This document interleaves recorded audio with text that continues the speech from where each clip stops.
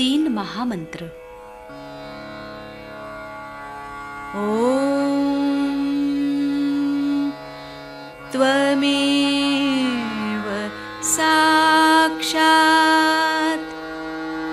श्री महालक्ष्मी महासरस्वती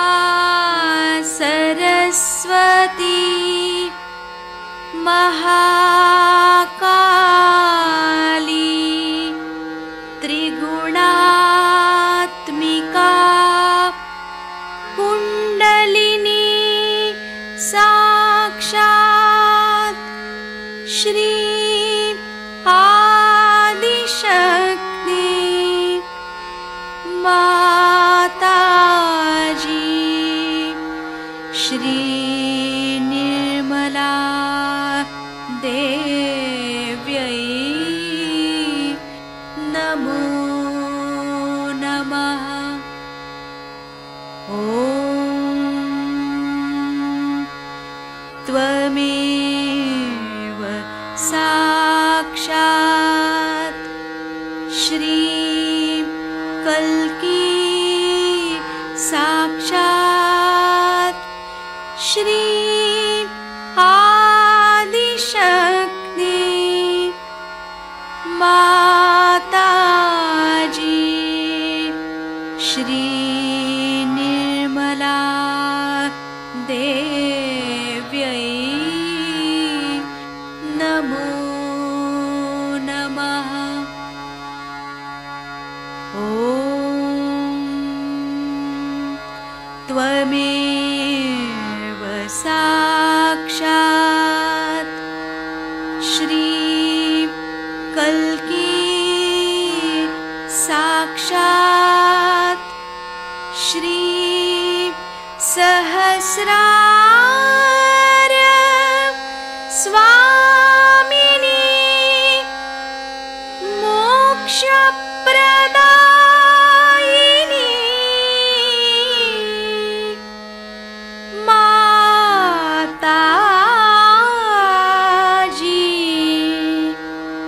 श्री निर्मला देव्यै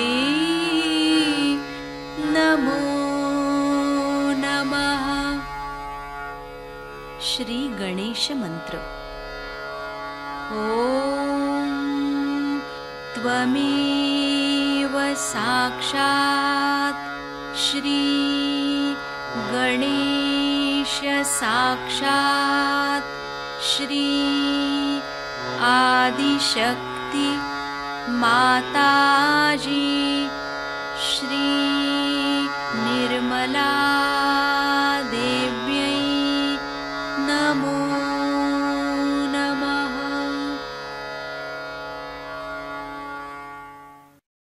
जय श्री माता जी। दोनों हाथ माँ के सामने हृदय में श्री माता जी को नमन करेंगे। श्री माता जी की छवि को अपने सेंटर हृदय पर स्थिर करेंगे। परम पूज्य श्री माता जी, कृपा करके हम सभी के हृदय को अपने रहने के योग्य बनाइए। श्री माता जी, हम सबको क्षमा कर दीजिए, हम सभी अज्ञानी हैं।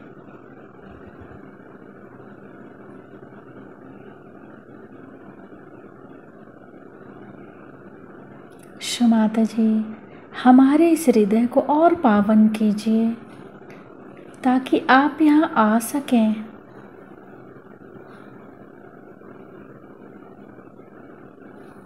माँ की छवि को सेंटर हृदय पे निरंतर देखते हुए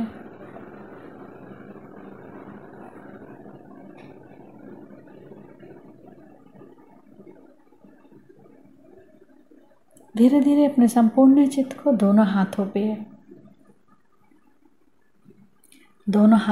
को देखते हुए माँ से प्रार्थना, श्री माता जी कृपा करके हमारे दोनों हाथों की ओर देखिए।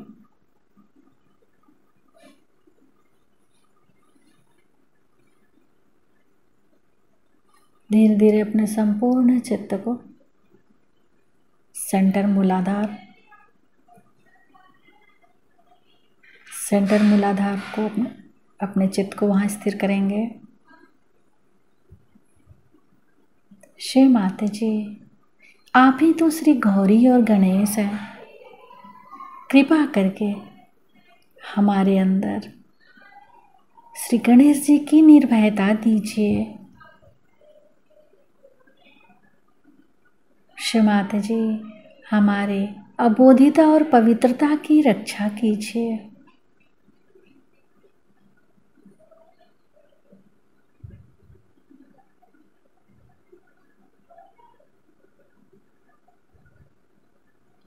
धीरे धीरे अपने संपूर्ण चित्त को सेंटर स्वादिष्ठान,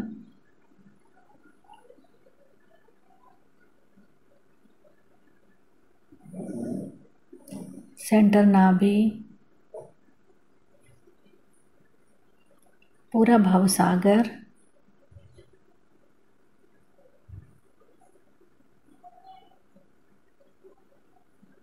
सेंटर हृदय,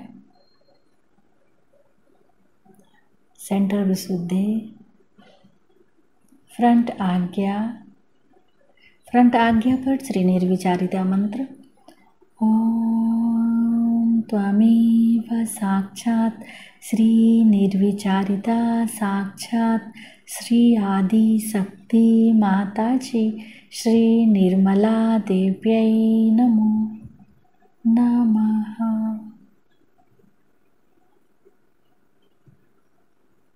बैक आज्ञा।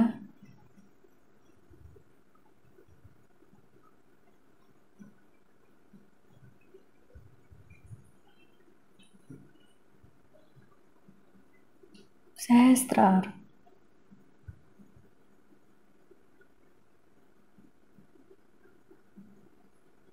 सहस्त्रार पर एक चित रहेगा, एक चित सेंटर मूलाधार, दोनों जगह एक साथ। सहस्त्रार से सेंटर मूलाधार,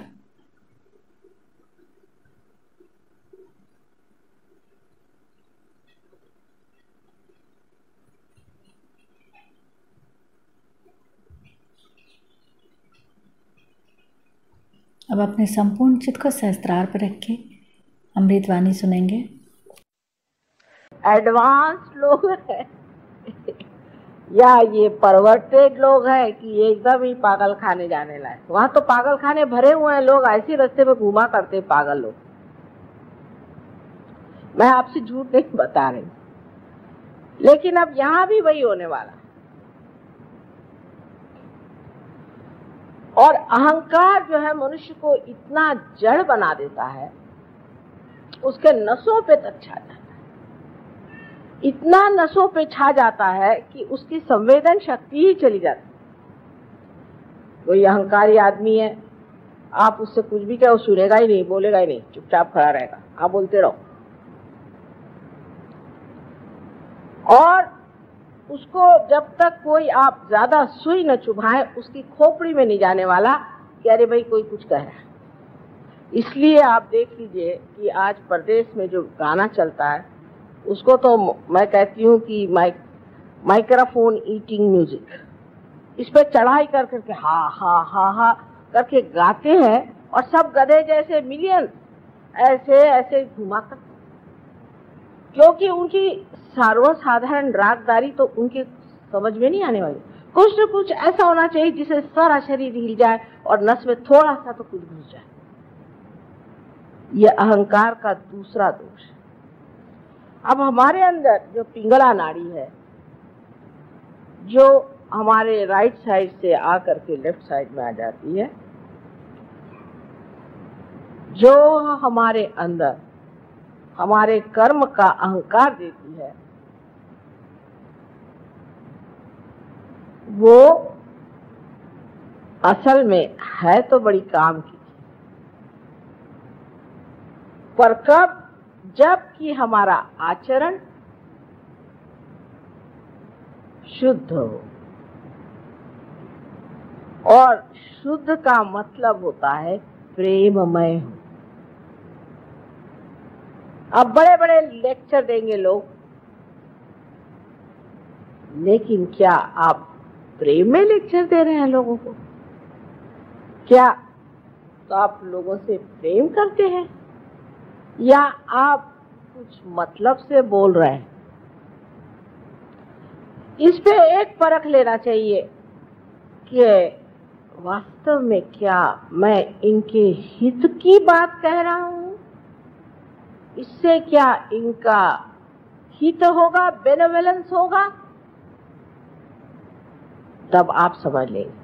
पर यह सच्चाई आने के लिए भी सच्चाई का धर्म अंदर बनना पड़ता है। तो देखिए कितनी गड़बड़ चीज है कि धर्म बनाने के लिए आपको आचरण करना चाहिए, और आचरण तब बनता है जब वो सच्चाई अंदर हो। तो ये तो यही हुआ कि मुर्गी पहले कि अंडा पहले। कौन सी चीज से शुरू की जाए जिससे कि पहले सच्चाई अंदर आ जाए और उसके बाद उस सच्चाई के बूते पर हम वो काम करें जो शुद्ध हो, पवित्र हो, प्रेममय।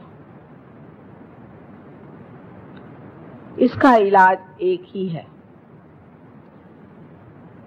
कि कुंडलिनी का जागरण करते ही आपके अंदर जो धर्म सुप्त अवस्था में है वही जागृत हो जाए। कितनी कमाल की चीज है बताइए। कुछ करना नहीं। मैं आपसे कभी नहीं कहूंगी कि शराब मत पियो, कभी नहीं कहने वाली।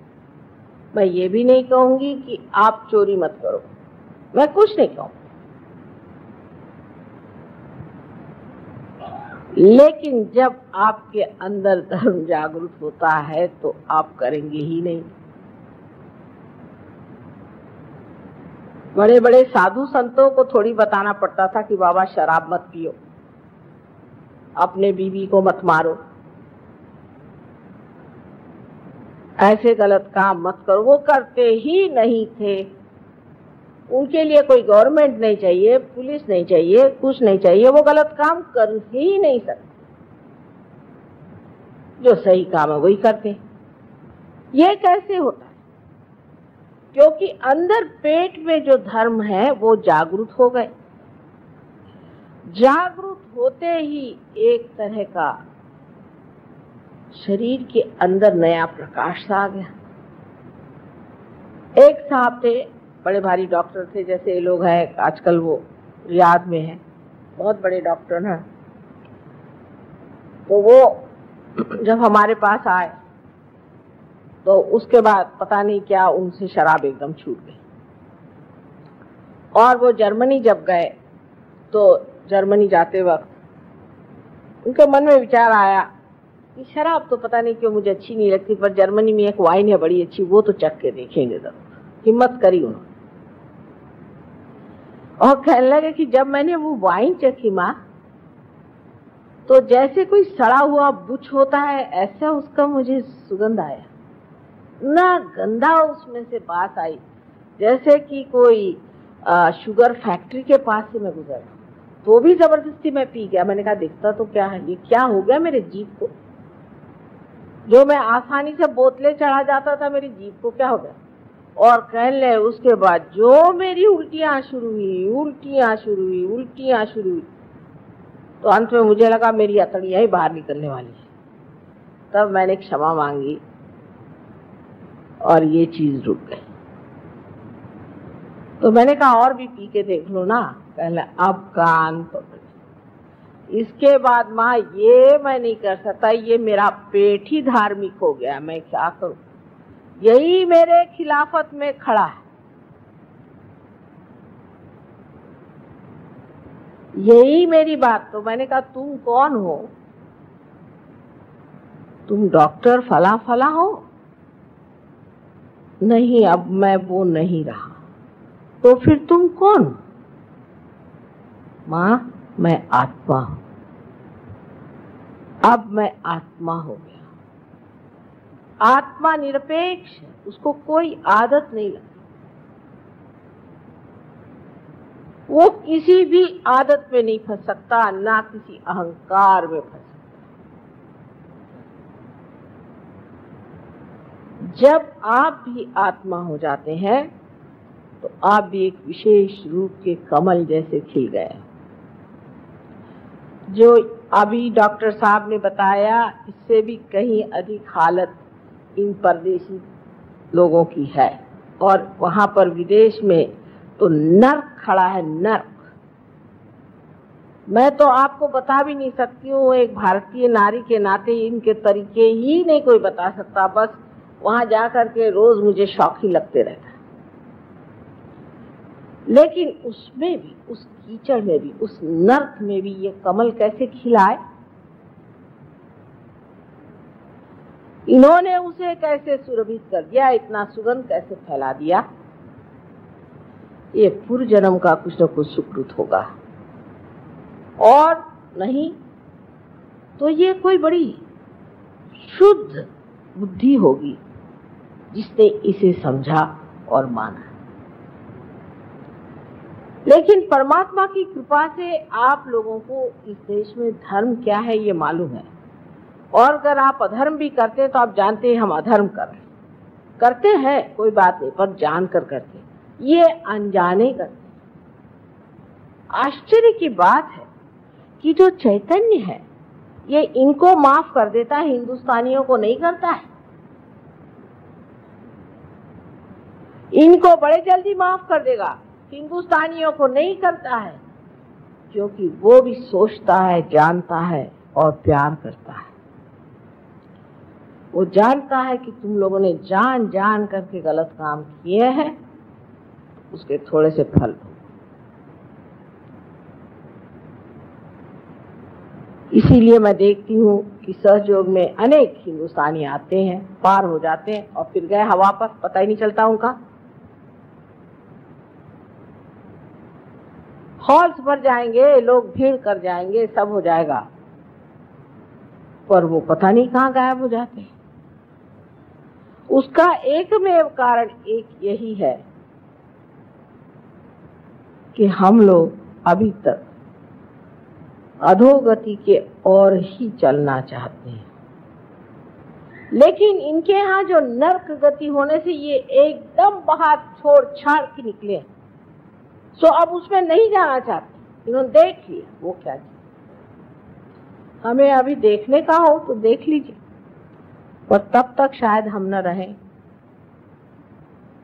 और नहीं आपका परिवर्तन।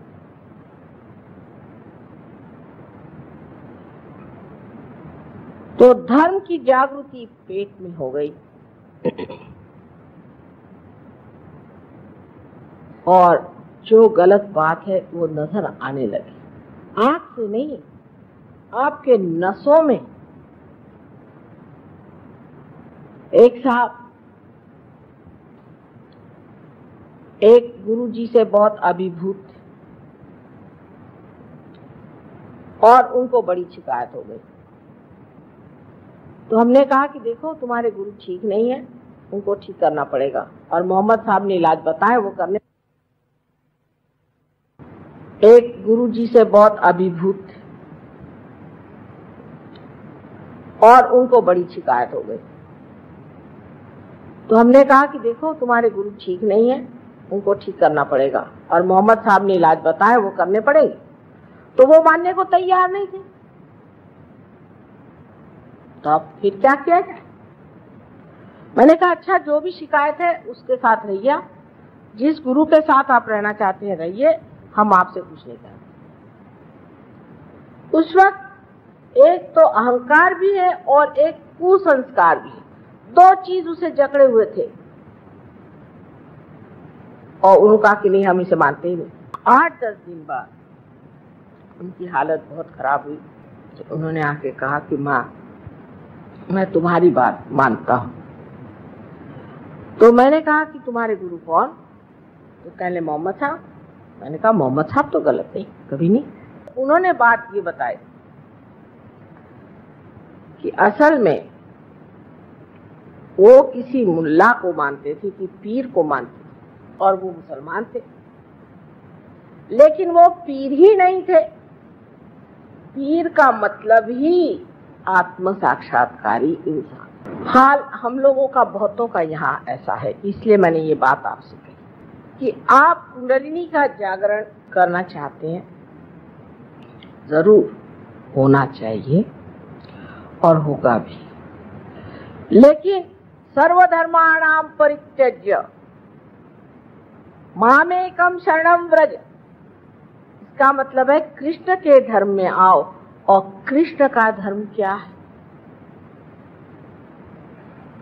हिंदू धर्म और मुसलमान धर्म कृष्ण का धर्म नहीं।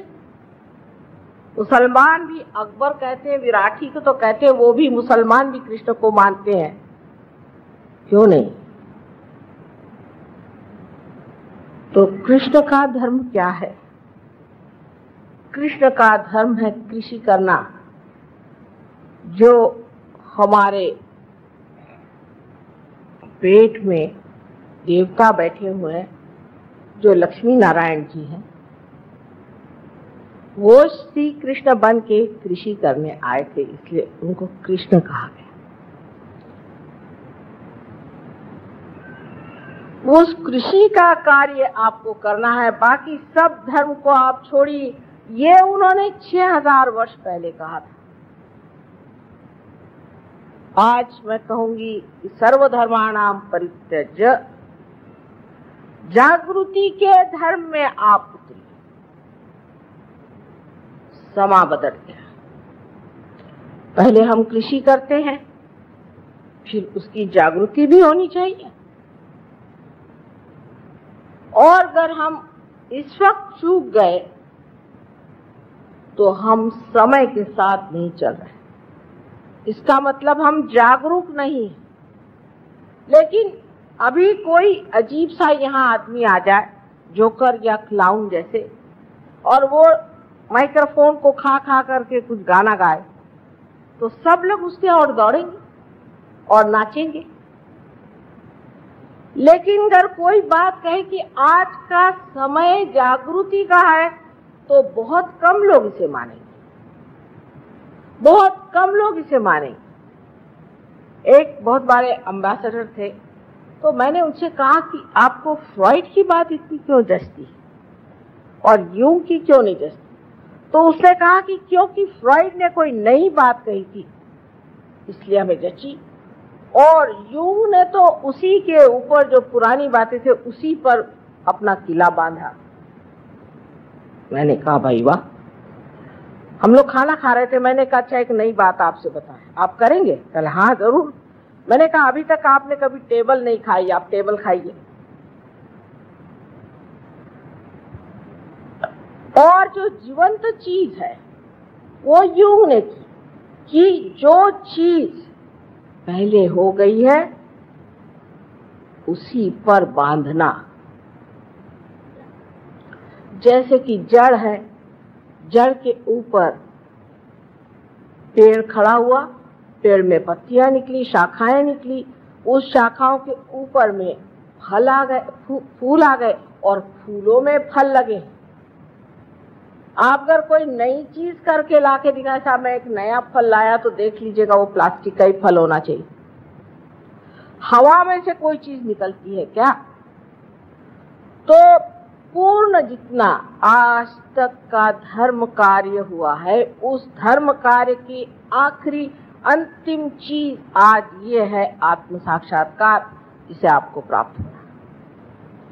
सहज योग में आप जानिएगा कि ये सारे की सारे अवतरण, बड़े बड़े महापुरुष, ये सबों ने कार्य किया है और इसको बनाया है। अब सिर्फ ऊपरी मंजिल की चीज जो है वो पाने की, सारा रास्ता उन्होंने बना दिया आपको। और वो रास्ता बनाने वाले सब हमारे लिए वंदनीय है और हमारे लिए ऊंचे। लेकिन जो उस रास्ते में कांटे थे वो आज भी कांटे हैं और आप उनको पहचानते नहीं।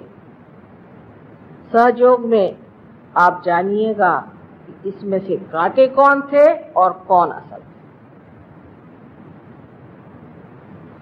इस रास्ते से गुजरते गुजरते हजारों वर्ष हो गए। पहले दृष्टा हुए, सृष्टा हुए, तरह तरह के लोग आए, उन्होंने धर्म की ये ऊंची इमारत तैयार की, आज उसका शिखर आपके हाथ लगने वाला है।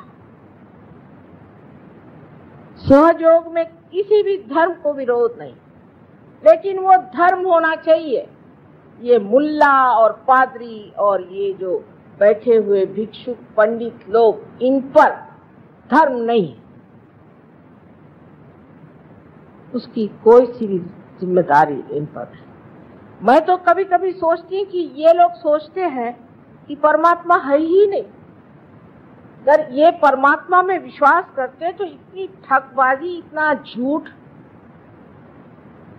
इतना अधर्म क्यों बोलते? शायद ये लोग ये भी सोचते हैं कि हम ही ने तो भगवान बनाया है, हम ही ने तो भगवान को बना के रखा हुआ है, इन सबको बेवकूफ बना रहे। तो आपको तो मालूम है भगवान कुछ है नहीं।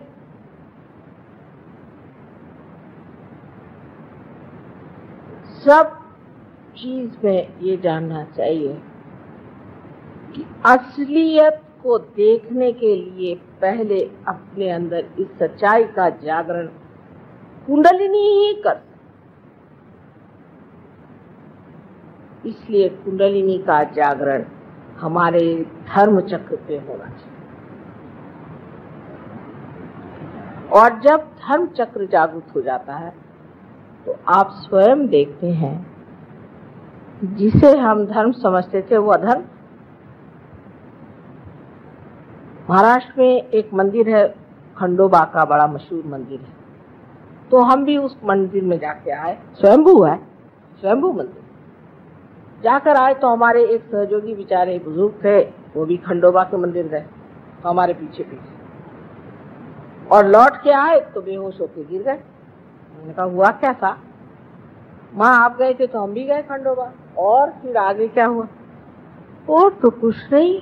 मैंने कहा ये आपको टीका किसने लगाया? हाँ, वहाँ एक पंडित बैठा था, उसने ये टीका लगाया और हमने उसको 10 रुपया दे दिया। मैंने कहा वाह वाह, और उसके बदले ये चक्कर आप ले लीजिए। उससे टीका लगाने की क्या जरूरत है? अरे आप जागरूक सहयोगी हैं, आपका आज्ञा चक्र जागरूक है, हर आदमी से आप अपने ऊपर लगाते हैं।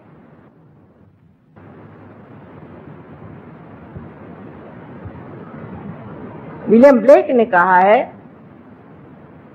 कि पादरी लोग, आप जानते हैं कि सबको बपतिस्मा देते हैं सब, और वो सर पे ऐसे यहाँ हाथ रखे, पानी रखे कि तू भाई अब हो गया पार, झूठ मूठ का।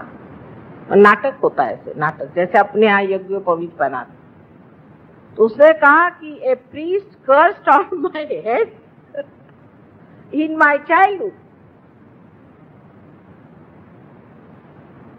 सो ये जो रिचुअल्स हमारे यहाँ है, ये जो हम मानते हैं कि ये धर्म विधि है, ये धर्म विधि नहीं, क्योंकि वही धर्म विधि कर सकता है जो आत्म साक्षात्कारी है।